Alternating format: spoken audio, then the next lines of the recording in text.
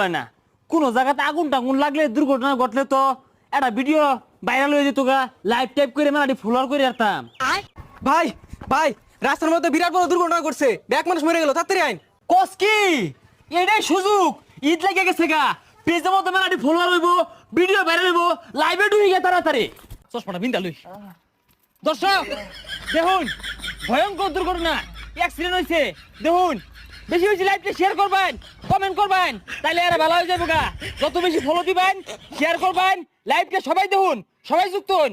দেখুন কেনতে কত বড় দুর্ঘটনা করছে ভাই। দুর্ঘটনা কিভাবে ঘটলো?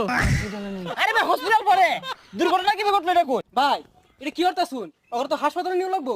আরে হাসপাতালও না, লাইভ করতাছি, লাইভ ভাইরাল হয়ে গেছে গা, বহুত লোকে দেখতাছে, আমার আইডি তখন না রিচ হয়ে গেছে গা। তোমরা থাও, সমস্যা নাই।